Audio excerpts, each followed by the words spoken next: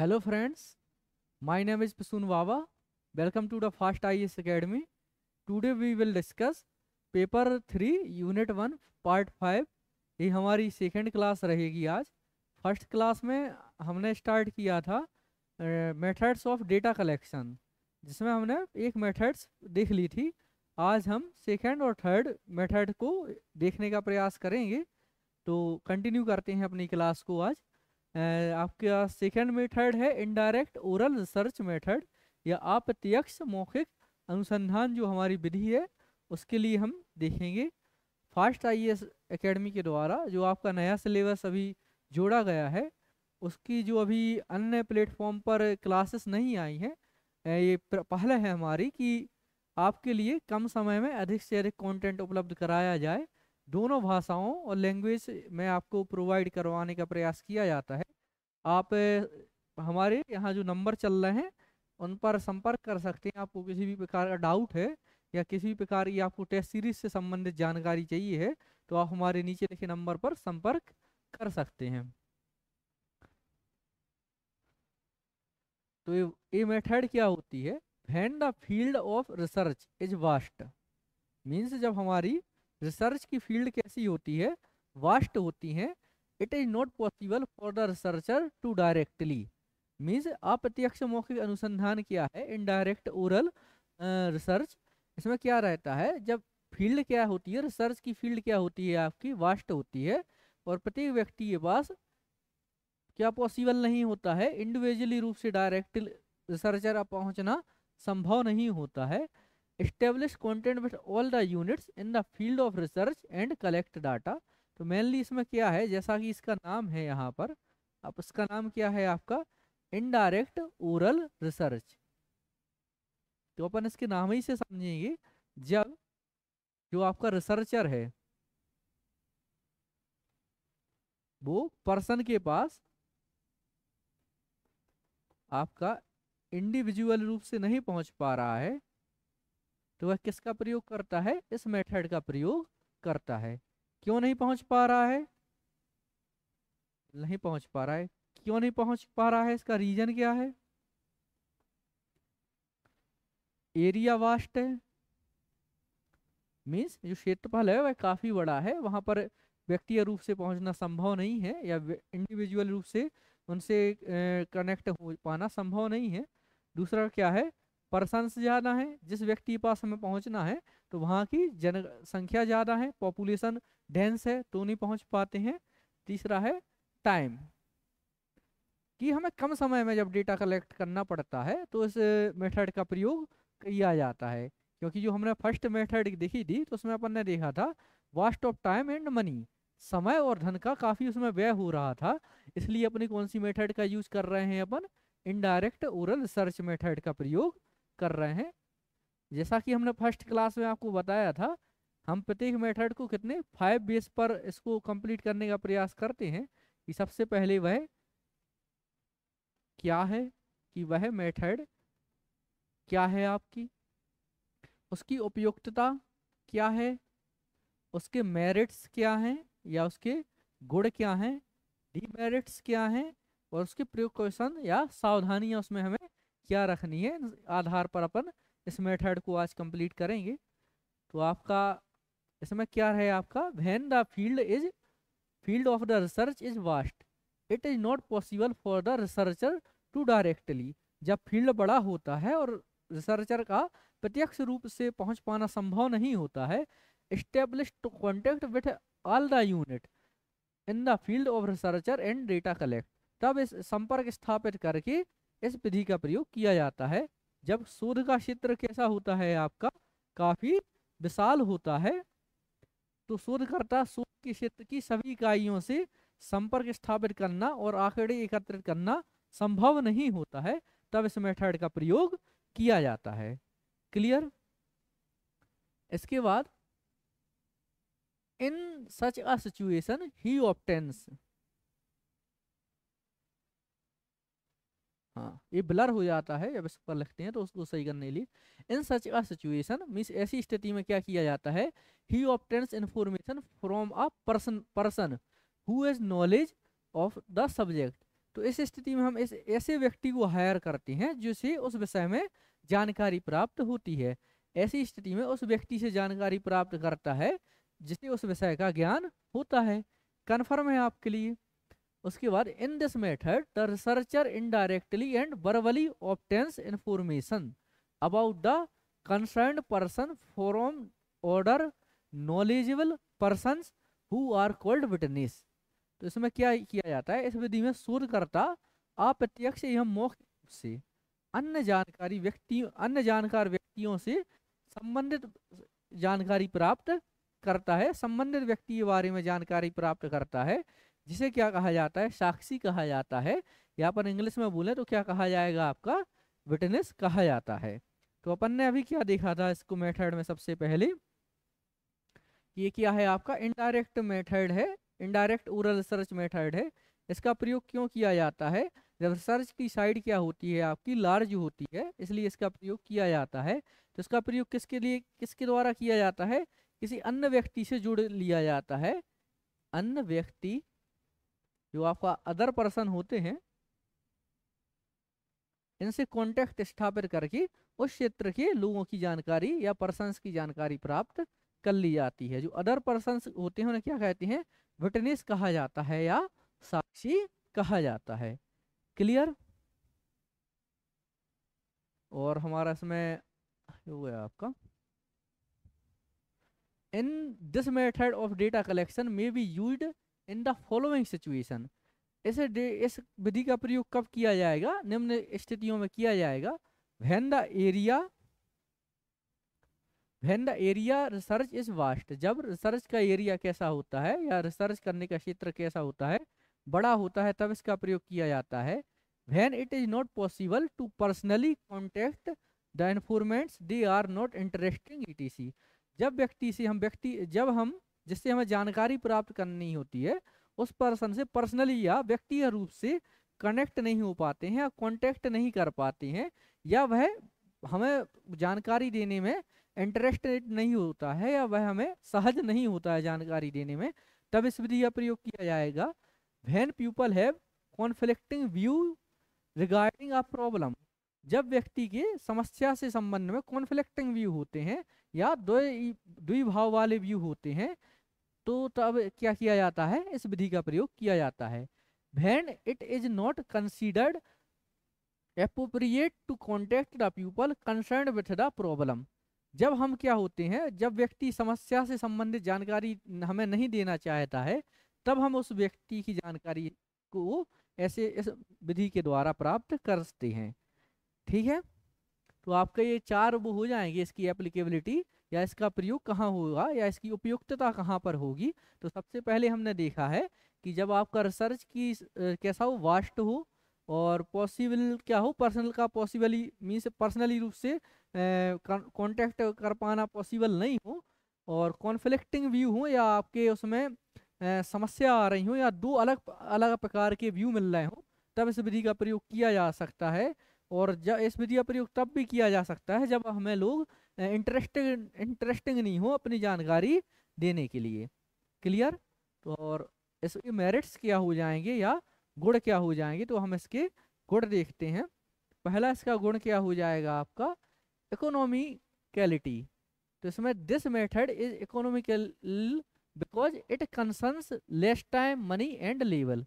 इसमें क्या होती है, मितव्ययता होती है। तो मितव्ययता से क्या होता है, यह विधि मितव्ययतापूर्ण है क्योंकि इसमें समय, धन और श्रम कम लगता है। जो हमने आपकी जो फर्स्ट मेथड पढ़ी थी, जो उसका दोष था वह इसका गुण है, या जो उसका मेरिट्स था, डीमेरिट्स था, वो इसका क्या है, आपका गुण है। तो पहला क्या है आपका इकोनॉमिकलिटी या मितव्ययता। इसमें किस किस की मितव्ययता हो रही है, आपके टाइम की, मनी की, और आपके श्रम की, आपके लेबर की आपकी इसमें कमी हो रही है।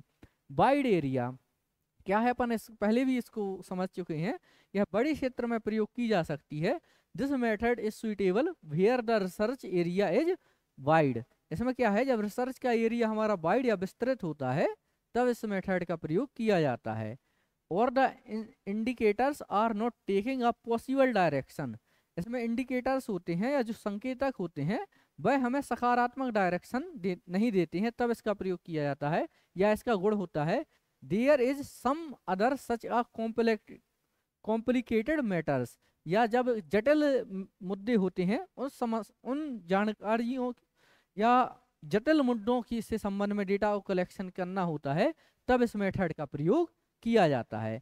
इसको हिंदी में देख लेते हैं। इसमें क्या है आपका विस्तृत क्षेत्र, यह विधि वहां उपयुक्त होती है जहां अनुसंधान का क्षेत्र कैसा होता है, विस्तृत होता है, या संकेतक कैसे होते हैं, सकारात्मक दिशा नहीं ले रहे हैं, या कोई अन्य ऐसी जटिल मामला है, तब इस विधि का प्रयोग होता है। क्लियर। तो अपन ने पहला इसमें क्या देखा है आपका इकोनोमिलिटी, दूसरा देखा है आपने इसमें वाइड एरिया, थर्ड पर आएंगे हम इसके, इसमें क्या हो जाएगा एक्सपर्ट्स एडवाइज। इसमें हमने अभी जब देखा था जो आपका विक्टिम था, विक्टिम मीन्स आपका जो यहाँ पर सूचना दे रहा था या जो साक्षी अपन ने इसको हिंदी में देखा था, वो क्या देखा था उस क्षेत्र की जानकारी रखने वाला होता था, तो वह क्या है एक्सपर्ट है। जैसे हमें स्वास्थ्य से संबंधित किसी क्षेत्र की जानकारी प्राप्त करनी है तो हम वहाँ की जो हेल्थ स्टाफ है आपका प्राइमरी हेल्थ सेंटर्स पर या सामुदायिक स्वास्थ्य केंद्रों पर, कम्युनिटी हेल्थ सेंटर्स पर जो आपका हेल्थ स्टाफ है उससे जानकारी प्राप्त करेंगे। और जैसे आपको किसी आईटी कंपनी के बारे में जानकारी प्राप्त करनी है तो हम जो क्षेत्र का आपका विशेषज्ञ होगा उससे जानकारी प्राप्त करेंगे। तो अभी आपने करंट में एक मुद्दा देखा होगा कि जो डायरेक्ट एंट्री हो रही थी आपकी, जो या अपन बैकडोर एंट्री भी बोल सकते हैं, आपके यूपीएससी के माध्यम से उसको जो नोटिफिकेशन आया था वह सरकार ने अभी वापस ले लिया था। इसके भी काफ़ी पॉजिटिव और नेगेटिव देखे जाते हैं। जैसे आपने एक नाम सुना होगा नंदन नीलकणी, एक क्या है आपके, इनकी भी आपकी डायरेक्ट एंट्री हुई थी आपके यूपीएससी के द्वारा। इन्हें जो आपका आधार कार्ड से संबंधित जो ड्राफ्ट है वो पूरा इन्हीं के द्वारा बनाया गया है, और जो आप भारत सरकार का यह ड्राफ्ट है वह पूरे विश्व में ऑल ओवर वर्ल्ड में फेमस है। मीन्स इसके कई पॉजिटिव भी होते हैं नेगेटिव भी होते हैं। चलो अपने मुद्दे पर आते हैं। Experts advise, the benefit of expert advise and suggestion is automatically obtained in this method. इसमें क्या है विशेषज्ञों की सलाह, इस पद्धति में विशेषज्ञों की सलाह व सुझावों का लाभ स्वतः ही प्राप्त हो जाता है, क्योंकि अपन उस फील्ड के विशेषज्ञ व्यक्ति को हायर करते हैं आपके विक्टिम बनने के लिए या साक्षी बनने के लिए। Loss of less effect of बायस, जब हमने आपकी फर्स्ट मेथड देखी थी उसके डीमेरिट्स में देखा था कि इसमें व्यक्ति बायस हो जाता है या पूर्वाग्रह से ग्रसित हो जाता है, तो इसकी उसी दोष को दूर करने के लिए इसका एक गुण है, इसमें बायस या पूर्वाग्रह का कम प्रभाव रहता है। The researchers personal bias does not affected, means जो रिसर्चर होता है वह पर्सनली रूप से इसमें बायस नहीं होता है। शोधकर्ता के व्यक्तिगत पूर्वाग्रह इस पर कोई प्रभाव नहीं पड़ता है, जो शोधकर्ता व्यक्तिगत पूर्वाग्रह है उसका इस पर प्रभाव नहीं पड़ता है। क्लियर। तो आपके जो चार हो गए हैं, पहला क्या था आपका इकोनॉमिकली कैलिटी या मितव्ययिता है इसमें, सेकंड है आपका वाइड एरिया विस्तृत क्षेत्र है, थर्ड है आपका एक्सपर्ट्स एडवाइज जो आपके विशेषज्ञों की सलाह ली जाती है इसमें, फोर्थ है आपका लेस इफेक्ट ऑफ बायस या आपका पूर्वाग्रह का इस पर कम प्रभाव पड़ता है। आपका फिफ्थ क्या हो जाएगा आपका सीक्रेट इंफॉर्मेशन ऑब्टेन्ड, जो आपकी गुप्त सूचना होती है उसकी प्राप्ति भी इसके द्वारा हो जाती है। Under this section information can also be obtained which the informant is either not ready to give और does not give the correct information, या जब व्यक्ति द्वारा अपनी सही सूचना नहीं दी जाती है तब इस विधि का प्रयोग किया जाता है। इस धारा के अंतर्गत या इस धारा नहीं इस विधि के या इस मेथड के अंतर्गत क्या किया जाता है, वह सूचना प्राप्त की जा सकती है जिसे सूचक या तो देने को तैयार नहीं है या वह सूचना नहीं देता है, तब हम इस मेथड का यूज करते हैं। तो ये क्या हो जाते हैं इसके गुण हो जाएंगे, आपके मेरिट्स हो जाएंगे। इसके बाद हम इसके दोषों को देखेंगे या इसके डीमेरिट्स को देखेंगे, कौन कौन से इसके डीमेरिट्स हैं। तो आपका नो हाई लेवल एक्यूरेसी, इसमें हाई लेवल की एक्यूरेसी नहीं रहेगी। क्यों नहीं रहेगी भाई हाई लेवल की एक्यूरेसी, क्योंकि इसमें जो आपका रिसर्चर है वह इंडिविजुअली रूप से उसके पास नहीं जा पाता है डेटा कलेक्शन के लिए, इसलिए इसमें हाई लेवल की एक्यूरेसी नहीं रहती है। There is no hope high level of accuracy, इसमें कोई हाई लेवल एक्यूरेसी आशा नहीं की जा सकती, क्योंकि in the result because the researcher does not come direct contact with the informants, जो भी हमने आपको बताया कि इसमें परिणाम में उच्च स्तर की सटीकता की आशा नहीं की जा सकती, क्योंकि शोधकर्ता सूचकों से सीधे संपर्क में नहीं आता है। आपका सेकेंड हो जाएगा बायस ऑफ द इन्फॉर्मेंट। इसमें सेकेंड इसमें डीमेरिट्स क्या हो जाएगा, जो आपकी पहली मेथड थी उसमें अपन ने क्या पढ़ा था, जो रिसर्चर है वह पूर्वाग्रह से ग्रसित है, इसलिए अपन ने इसमें क्या किया है, एक आपके अन्य व्यक्ति के द्वारा आपका रिसर्च करवाया जा रहा है, लेकिन वह भी तो आपका बायस हो सकता है, वह भी पूर्वाग्रह से ग्रसित हो सकता है, तो ये भी एक इसका क्या हो जाएगा, डीमेरिट्स हो जाएगा। Bias of the informant, the bias of the person with whose help the data is collect affect the research. सूचक का पूर्वाग्रह अर्थात जिन व्यक्तियों की सहायता से आंकड़े एकत्रित किए जाते हैं, यदि वह व्यक्ति ही क्या हो जाएंगे, आपके पूर्वाग्रह से ग्रसित हो जाएंगे, तब इस विधि का प्रयोग तो इस विधि का प्रयोग क्या हो जाएगा, तो इस विधि में भी कमियां हो जाएंगी, तो यही क्या हो जाएगा, उसका दोष हो जाएगा। क्लियर है। उसके बाद आ जाएंगे हम डिसइंटरेस्ट ऑफ इन्फॉर्मेंट्स। यदि इंफॉर्मेशन देने वाला यदि इसमें इंटरेस्ट नहीं दिखाता है या सूचना दाताओं की उदासीनता होती है, तब इस विधि का प्रयोग किया जाता है।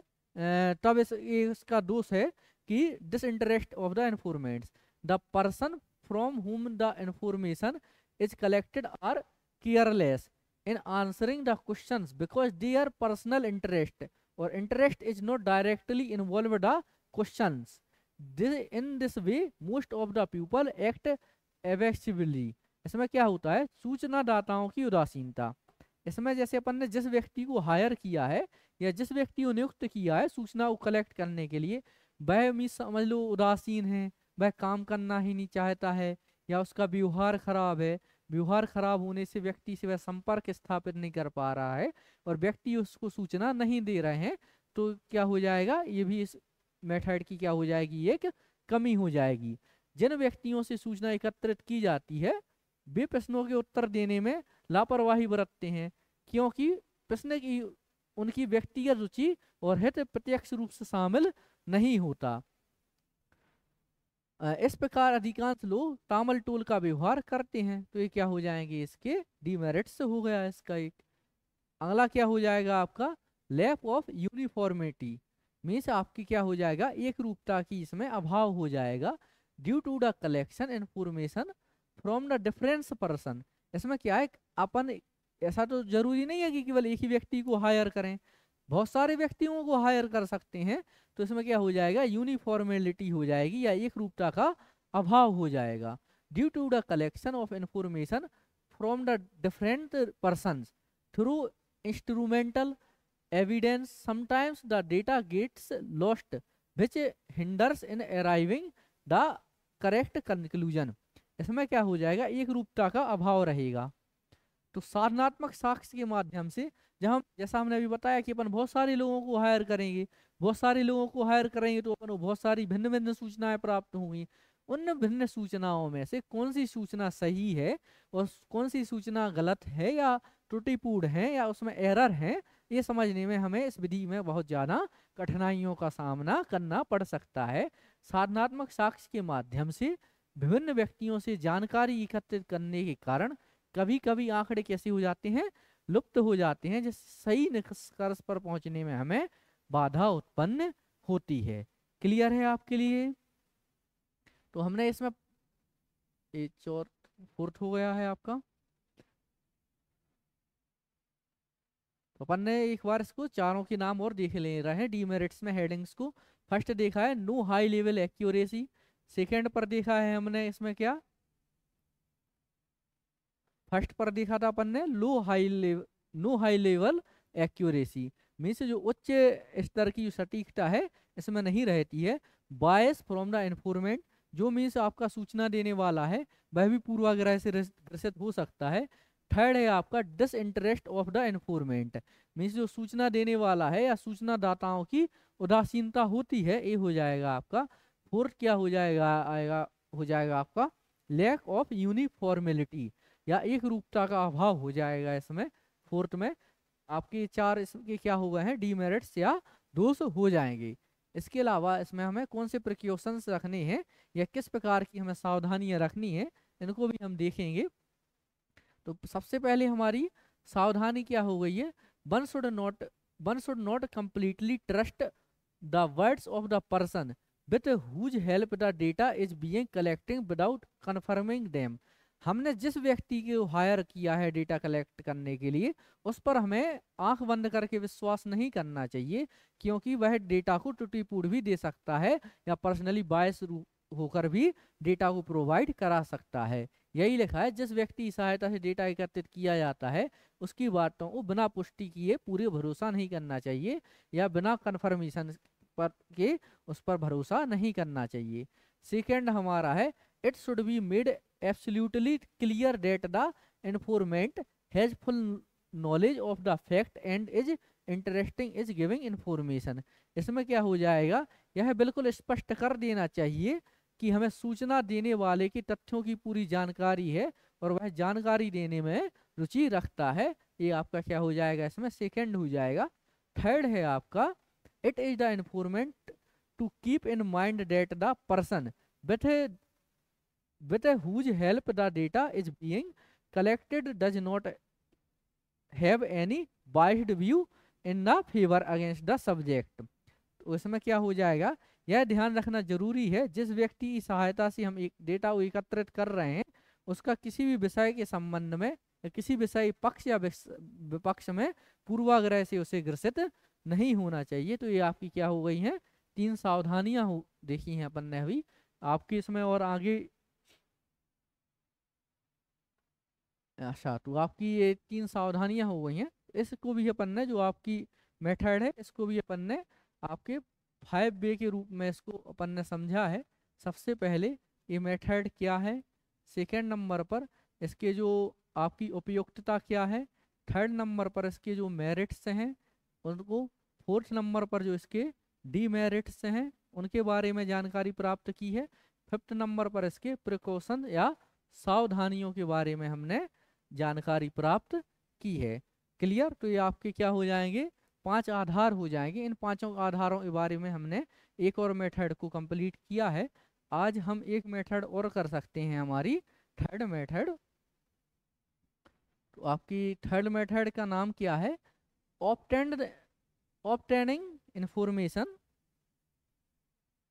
हाँ, obtaining information formal local source और करस्पोंडेंट्स, स्थानीय स्रोतों या संवाददाताओं से जानकारी प्राप्त करना। ये क्या हो जाएगी, आपकी थर्ड मेथड हो जाएगी। इसमें क्या रहता है, जैसे आपको मीन्स विजयनगर क्षेत्र के संबंध में आपको जानकारी प्राप्त करनी है और आप एक न्यूज कंपनी में काम करते हैं, तो आपका जो यहाँ पर संवाददाता होगा आप उससे यहाँ की जानकारी प्राप्त करेंगे। जैसे यहाँ भी बरसात हुई है, पानी भर गया है, मीन्स रोड जाम हो गए हैं, आपने अभी न्यूज़पेपर में पढ़ा है। इस बारे में यदि आपको जानकारी प्राप्त करनी है, आपको इस बारे में वीडियो चाहिए है, तो आप किससे संपर्क करेंगे, उस क्षेत्र का जो न्यूज आपका संवाददाता होगा, एंकर, उससे संपर्क करेगा या उससे कांटेक्ट करेगा। तो ये क्या हो जाएगा, obtaining information from local source, local source से या वहाँ के अपन स्थानीय लोगों से, यहाँ या यदि आपको चाहिए तो आप अपने किसी फ्रेंड जो आपका वहाँ रहता हो उससे जानकारी प्राप्त कर सकते हैं। ऐसे क्या हो जाए, this is also called obtaining information from local source. इसमें क्या है, लोकल सोर्स से जानकारी प्राप्त की जाती है। Under this method the researcher appoints local persons, इस मेथड के अंतर्गत लोकल पर्सन को अपॉइंट किया जाता है at the target places who keep sending the required information from time to time the basis of their experience, या एक्सपीरियंस जो उन्हें होता है उस आधार पर वह सूचनाएं देते हैं। दूज पर्सन्स आर कॉल्ड करस्पोंडेंट्स, या इन्हें क्या कहा जाता है, संवाददाता कहा जाता है। हिंदी में हम देख लेते हैं, इसे स्थानीय स्रोतों से जानकारी प्राप्त करना भी कहते हैं, बिल्कुल ठीक है। This is also called obtaining information from local sources. इस विधि के अंतर्गत शोधकर्ता लक्षित स्थानों पर स्थानीय व्यक्तियों को नियुक्त करता है, जहाँ की हमें जानकारी प्राप्त करनी है वहां पर हम अपने संवाददाताओं या लोगों को नियुक्त कर देंगे। क्लियर? जो अपने अनुभवों के आधार पर समय समय पर आवश्यक जानकारी हमारे लिए भेजते रहेंगे, उन व्यक्तियों को संवाददाता कहा जाएगा। नाम ही क्या है आपका? Obtained information from local source और करस्पोंडेंट या करस्पोंडेंट्स। इसमें क्या है? स्थानीय स्रोतों। इसमें सबसे पहले अपन क्या है जो हमें जानकारी या इंफॉर्मेशन प्राप्त करनी है, ठीक है, जो हमें इंफॉर्मेशन प्राप्त करनी है उसके लिए अपन क्या करेंगे, लोकल जो आपके पर्सन रहेंगे उनको वह क्या क्या करेंगे, वहां पर हम हायर कर लेंगे। वहां पर अपन ने लोकल लोगों को हायर कर लिया, उन लोगों से अपन ने क्या किया है, जानकारी प्राप्त की है। तो क्या हो जाएगी आपकी, ये इस विधि द्वारा जानकारी प्राप्त या डेटा कलेक्शन हो जाएगा। ये जो आपके जो जिसे हायर किया है उसे टाइम बाय टाइम, समय समय पर ये अपन वो क्या करेंगे, जानकारी देते रहेंगे। जब ये जानकारी देते रहेंगे तो जो जिन्हें अपन ने हायर किया है उन्हें क्या कहा जाएगा, आपका करस्पोंडेंट्स या आपका संवाददाता कहा जाएगा। क्लियर है आपके लिए? इसके अलावा इसके जो हमारे गुण हैं या मेरिट्स हैं वो क्या हो जाएंगे, इनके लिए हम देखेंगे। तो आपका सबसे पहला इसमें गुण क्या हो जाएगा, आपका वाइड एरिया। इस मेथड का यूज कहाँ किया जा सकता है, जहाँ का क्षेत्र विस्तृत हो। जैसे आपको संपूर्ण भारत के बारे में जानकारी प्राप्त करनी है तो हम अपने क्या करेंगे, करस्पोंडेंट्स हैं या जो हमारे संवाददाता हैं उन्हें संपूर्ण भारत में नियुक्त कर देंगे, तो हमें पूरे विस्तृत क्षेत्र की जानकारी प्राप्त हो जाएगी। अभी आपने देखा होगा कि मोदी जी रूस यूक्रेन की यात्रा पर गए थे। तो यूक्रेन के जो हमारे राष्ट्रपति हैं जेलेंस्की जी, उनका इंटरव्यू लिया था आज तक वालों ने।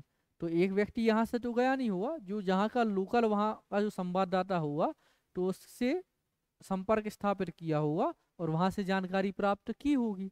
क्लियर? सेकंड है आपका इकोनॉमिकल। ऐसे क्या हो जाएगा, ये किफायती रहेगा।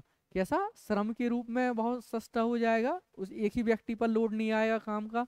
धन के रूप में काफी किफायती रहेगा और आपके समय के रूप में भी काफी किफायती या इकोनॉमिकल रहेगा। उसके बाद आ जाएंगे रेगुलरिटी। रेगुलरिटी क्या हो जाएगी, इसमें नियमितता हो जाएगी। आपको किसी भी समय जानकारी प्राप्त करना है या संपूर्ण जानकारी प्राप्त करना है या आपको लगातार जानकारी प्राप्त करना है, तब इस विधि का प्रयोग हम कर सकते हैं। क्लियर? इसके बाद हम आ जाएंगे इसके हमारे और इसके दोष क्या हैं या defects in the obtaining information bye reporters या डीमेरिट्स हमारे क्या हैं इस विधि में। तो सबसे पहला हमारा हो जाएगा लैक ऑफ ओरिजिनलिटी, या आपकी जो शुद्धता है या मौलिकता का इसमें अभाव रहता है। कभी कभी ऐसा हुआ कि आपने जिस व्यक्ति को हायर किया है, आपने कहा है कि क्या वहां पर विजयनगर में बारिश हुई है, उसने कहा हाँ हुई है, और वह अपने घर पर बैठा हुआ है। कितनी हुई है, उसने बोल दिया हाँ 5-5 फीट पानी भर गया है। तो वो वहां पर गया नहीं है, उसने मौलिक जानकारी नहीं दी है। तो इसमें क्या हो जाएगा, आपकी मौलिकता का अभाव हो जाएगा। सेकंड नंबर पर क्या है आपका लैक ऑफ यूनिफॉर्मिटी। इसमें क्या है, जो हमारी एक रूपता का अभाव हो जाएगा या एक रूपता का अभाव हो जाएगा। जैसे आपने विजयनगर पर 3-4 व्यक्तियों को हायर कर लिया है, वह 3-4 व्यक्ति क्या करेंगे आपके यहाँ आकर, मीन्स वह 3-4 व्यक्ति क्या करेंगे, आपको जानकारी देंगे, लेकिन उनके द्वारा मालूम अलग अलग जानकारियां दी जा रही हैं। तो हमारे डेटा संकलन या डेटा कलेक्शन में समस्या होगी, बहुत सारी प्रॉब्लम्स आएंगी। तो ये इसका क्या हो जाएगा, सेकेंड इसकी डीमेरिट हो जाएगा। थर्ड क्या हो जाएगा, वही बायस या पूर्वाग्रह। जो व्यक्ति पूर्वाग्रह से ग्रसित हुआ, आपने उसे ही हायर कर लिया है, तो वह आपको क्या पूर्णतः पक्ष या विपक्ष की जानकारी सही सही देगा क्या? नहीं देगा। अभी अपन न्यूज देखते हैं भारतीय मीडिया में, बहुत लोग बायस रहते हैं, वह पूर्वाग्रह से ग्रसित रहते हैं। कितनी भी अच्छी योजना हो उसकी आलोचना करनी है। कोई मीडिया ऐसा भी है कितना भी गंदा काम किया हो सरकार ने, उसकी उन्हें क्या करनी है, पॉजिटिव रूप में दिखाना है। तो यह पूर्वाग्रह से ग्रसित होने के कारण ही होता है या बायस होने के कारण ही यह होता है। क्लियर? उसके बाद हम जाएंगे डिले इन रिसीविंग इंफॉर्मेशन, सूचना प्राप्त करने में देरी। इसमें क्या है, अपन ने किसी व्यक्ति को हायर किया है, वह सूचना देरी देरी से भेज रहा है। जब वह लोगों के पास जाएगा, डेटा को कलेक्ट करेगा, फिर हमारे लिए भेजेगा, तो उसमें क्या है आपका समय लगेगा या डिले होगा या सूचना प्राप्त करने में देरी होगी।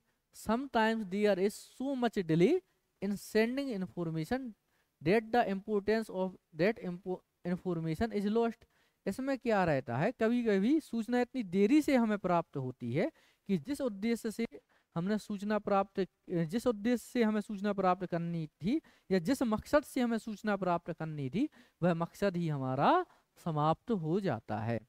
क्लियर है? इसके बाद आएगी अपन, इसके लिए क्या प्रिकॉशंस रखने हैं या क्या सावधानियां रखनी हैं। पहला क्या है आपका, personal who are impartial, skilled or experienced and free from the personal bias should be appointed as reporters। जब हम किसी संवाददाता की या करस्पॉन्डर्स की नियुक्ति करते हैं या रिपोर्टर्स की नियुक्ति करते हैं, तो हमें ध्यान रखना चाहिए वह कैसा होना चाहिए, इम्पार्शियल होना चाहिए कि वह पक्ष विपक्ष में कोई भेद ना करे, एक्सपीरियंस होना चाहिए, अनुभवी व्यक्ति होना चाहिए, पर्सनली बायस नहीं होना चाहिए या उसे अपने पूर्वाग्रह से मुक्त होना चाहिए। ठीक है, पहली सावधानी आपकी ये हो जाएगी। The reporter should be well versed with the subject of research. इसमें क्या है, जब व्यक्ति किसी डाटा को कलेक्ट करता है तो पर्सनली रूप से उसे उस पर सर्च कर लेना चाहिए या रिसर्च कर लेना चाहिए, जिससे उसके डेटा में क्या हो जाए, ऑथेंटिसिटी आ जाए या उसकी गुणवत्ता पूर्ण उसको डेटा प्राप्त हो जाए। There should be as many reporters as possible to eliminate the possibility of the errors in the research. इसमें क्या हो जाएगा, शोध में त्रुटियों की संभावना को समाप्त करने के लिए यथासंभव अधिक से अधिक रिपोर्टर होने चाहिए। जैसे आप एक जगह 5 रिपोर्टर्स को हायर कर लीजिए, 5 संवाददाताओं को आपने हायर कर लिया, तो उसमें क्या होगा, 5 लोगों से जब हमें जानकारी प्राप्त होगी, यदि आपको 5 में से 3 लोगों की जानकारी एक समान मिल रही है, तो लगभग यह मान लिया जाएगा कि उन 3 लोगों द्वारा जानकारी सही दी गई है। इसलिए उसमें क्या हो जाएगा, हमारी जो जानकारी है या हमारा जो डेटा हमने कलेक्ट किया है वह क्या हो जाएगा, आपका सही हो जाएगा या गुणवत्तापूर्ण हो जाएगा।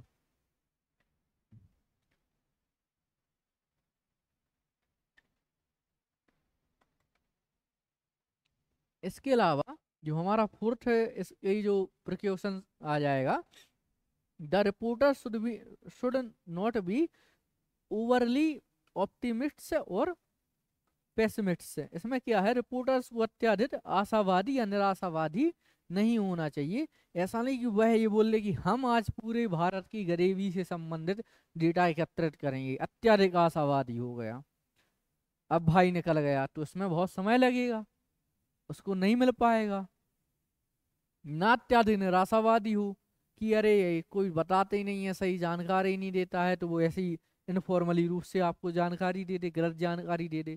तो इसमें यह आशा की जाती है, यही होप रखी जाती है कि जो रिपोर्टर है वह अत्यधिक आशावादी या निराशावादी नहीं होना चाहिए, ऑप्टिमिस्ट नहीं होना चाहिए ज़्यादा, ना ज़्यादा क्या होना चाहिए, पेसिमिस्टिक से होना चाहिए। क्लियर है आपके लिए? तो ये आज हमने कितनी 2 मेथड को पूरा किया है, तो इनका एक बार हम रिवीजन करते हैं। उसके बाद कल हमारी क्लास में 3 आपकी 2 मेथड और बची हुई हैं, उनको हम कंप्लीट करेंगे, और साथ में सेकेंडरी डेटा कलेक्शन की जो मेथड हैं उनको भी कंप्लीट करने का हम प्रयास करेंगे। तो कल आपका जो पहला पॉइंट है ये पूरा हो जाएगा।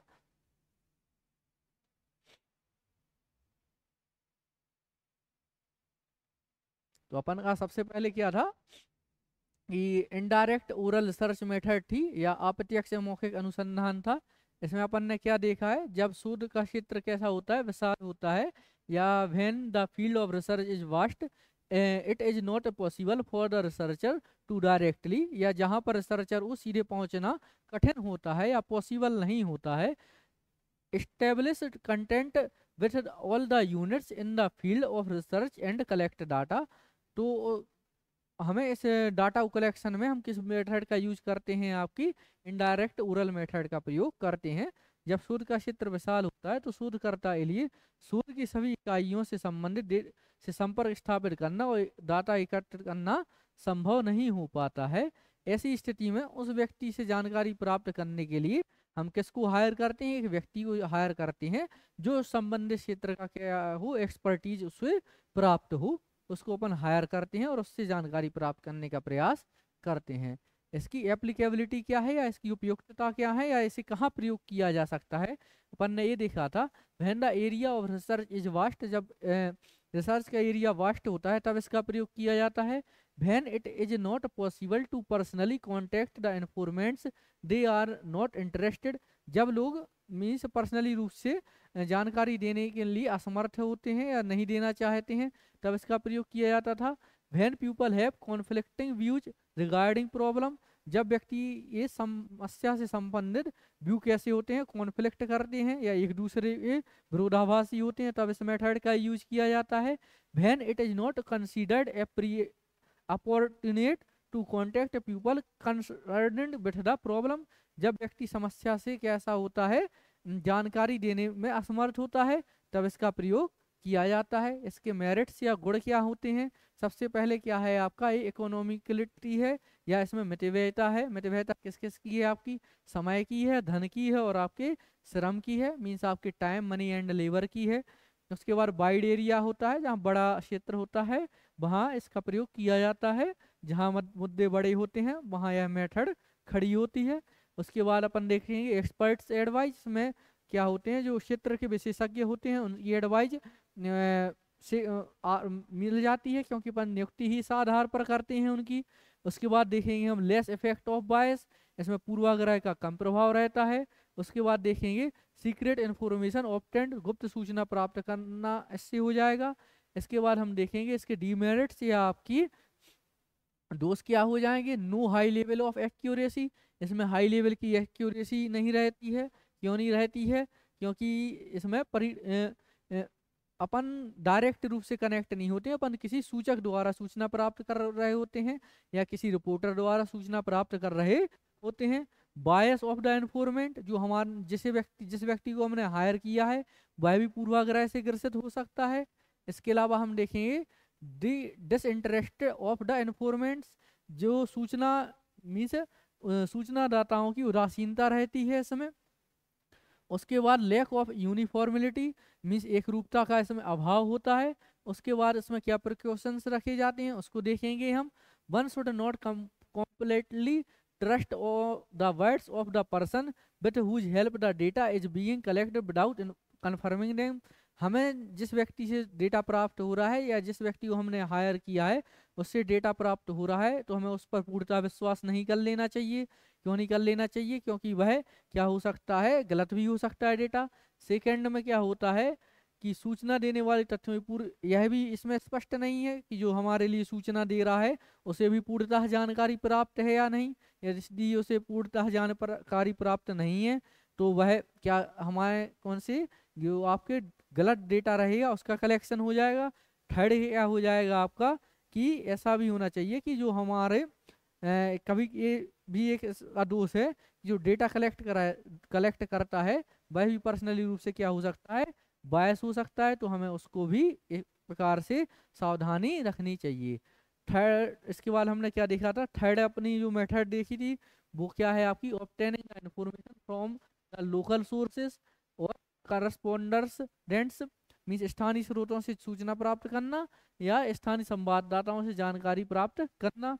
इसमें क्या है, स्थानीय स्तर पर व्यक्ति को हायर कर दिया जाता है, उससे जानकारी प्राप्त की जाती है। इसके लाभ क्या हो जाएंगे, वाइड एरिया हो जाएगा इसका, या इकोनॉमिकली कैसी रहेगी, किफायती रहेगी, या यह धन समय और श्रम का क्या करेगी, हमें बचत करेगी। उसके बाद क्या हो जाएगा, इसमें रेगुलरिटी रहती है, ठीक है, या इसमें नियमितता रहती है, इसमें हमें लगातार डेटा प्राप्त होता रहता है। इसके आपके दोष क्या हो जाएंगे, मौलिकता का अभाव हो जाएगा, लैक ऑफ ओरिजिनलिटी हो जाएगी, लैक ऑफ यूनिफॉर्मिटी हो जाएगी, या एक रूपता का अभाव हो जाएगा।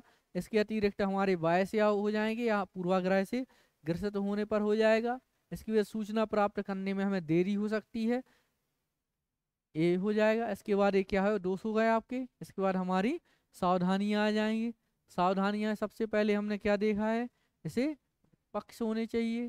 फिर हमने देखा है कि रिपोर्टर को शोध का विषय अच्छा ज्ञान होना चाहिए। उसके बाद देखा है शोध में त्रुटि की संभावना को समाप्त होना चाहिए। उसके बाद रिपोर्टर्स को अत्यधिक आशावादी या निराशावादी नहीं होना चाहिए। तो हमने क्या देखा है आज, आपकी दो मेथड देख ली हैं। टोटल आपकी कितनी मेथड हो गई हैं, आपकी 3 मेथड टोटल हो गई हैं। कल हम क्या देखेंगे, आपकी चौथी मेथड देखेंगे, obtained information by the getting the informant to the fill the questionnaires, या आपका सूचनादाताओं से प्रश्नावली भरवाकर सूचना प्राप्त करने की विधि को अपन कल देखेंगे। और आपकी लास्ट मेथड बची है जो प्राइमरी डेटा कलेक्शन की, उसको हम कल देखेंगे। क्लियर है आपके लिए यहाँ तक? आपको किसी संबंध डाउट होते हैं, यदि आपको पीडीएफ चाहिए है या आपको फास्ट आईएएस एकेडमी के ऑनलाइन ऑफलाइन कोर्सेज से जुड़ना है, आपको टेस्ट सीरीज से संबंधित जानकारी चाहिए, तो आपको नीचे स्क्रीन पर नंबर दिख रहे होंगे, आप उनसे संपर्क स्थापित कर सकते हैं। आपका दिन शुभ हो।